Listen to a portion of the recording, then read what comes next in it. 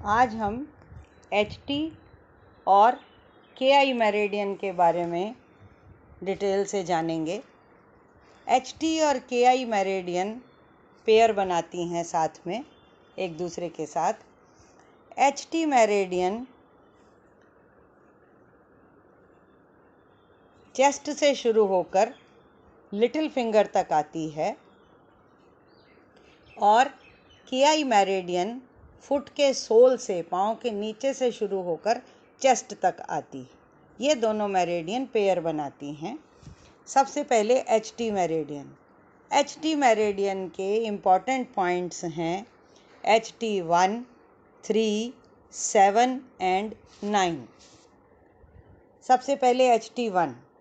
HT1 axillary fossa के अंदर है, एक्सिलरी आर्टरी के ऊपर, यानी हमारी जो बाँह है, बाँह के अंदर वाला एरिया, बगल, एक्सिला के अंदर। और इसकी एनाटॉमी है सिरेटस एंटीरियर, एक्सटर्नल, इंटरकोस्टल। और इसका यूज़ करने का तरीका बहुत अलग है। हम एक्सिला के अंदर, आर्म होल के सेंटर में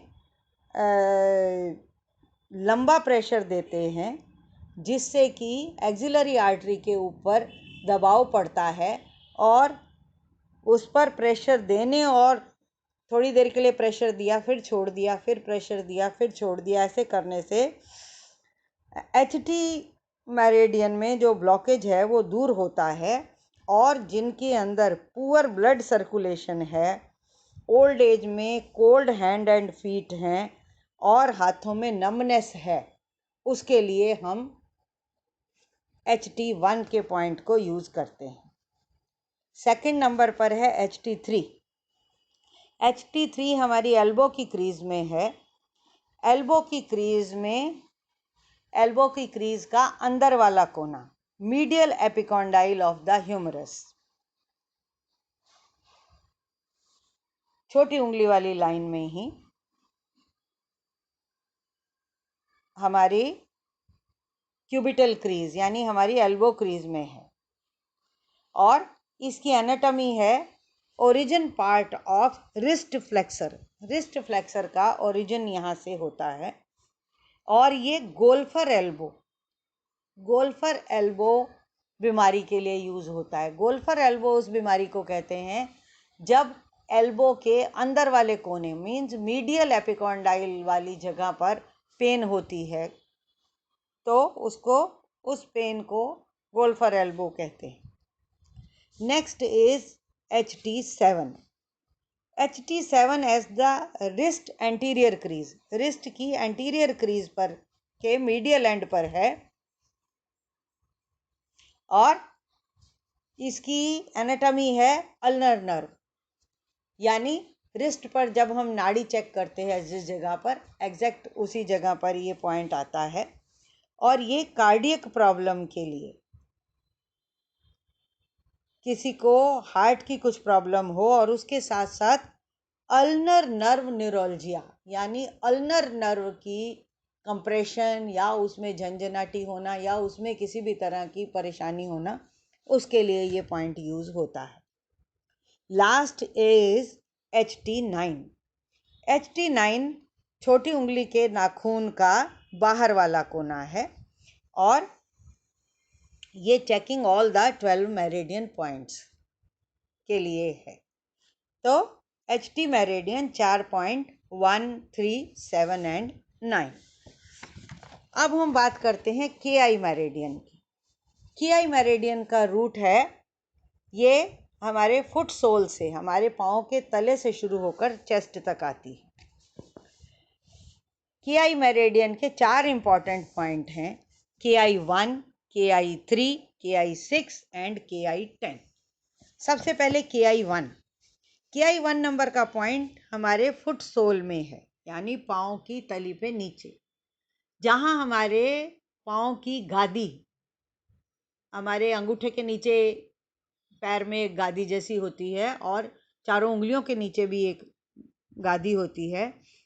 उन दोनों गादी के सेंटर में जो पॉइंट बनता है एक क्रीज बनती है वहाँ पर है। और इसकी एनाटॉमी है between the second and third metatarsal, पाँव के पीछे नीचे सेकेंड एंड थर्ड मेटाटार्सल के बीच में।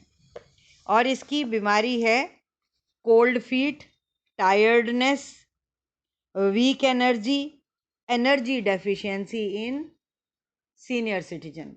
बड़ी उम्र वाले लोगों को पाँव में ठंडापन होना, थकान लगना, एनर्जी कम लगना, इसके लिए ये पॉइंट यूज़ होता है। सेकंड पॉइंट है KI3। KI3 की लोकेशन है depression between the medial malleolus and Achilles tendon, यानी हमारे जो मीडियल मैलुलस के और एंकल के पीछे वाली जगह, एंकल के पीछे सॉफ्ट जो एरिया है वहाँ पर है। इसकी एनाटॉमी है एब्डक्टर हेलुसिस सिफेनस नर्व, नहीं सॉरी सिफेनस नर्व, एब्डक्टर हेलुसिस नहीं है, सिफेनस नर्व है। और ये भी पॉइंट एनर्जी डेफिशिएंसी के लिए ही यूज होता है। Next point is KI6। KI6 medial malleolus से 1 इंच यानी 2 अंगुल नीचे है। मीडियल मैलुलस के थोड़ा सा नीचे एक छोटा सा डिप्रेशन बनता है, वहाँ पर है। और इसकी एनाटॉमी है tibialis posterior सिफेनस नर्व। और ये पॉइंट का यूज़ लेडीज़ के अंदर जब वीकनेस की फीलिंग हो, यानी ऑटोनॉमिक नर्वस सिस्टम या हार्मोनल इम्बैलेंस की वजह से लेडीज़ के अंदर जो एनर्जी की डेफिशिएंसी होती है, उसके लिए ये पॉइंट यूज़ होता है। Last is KI10।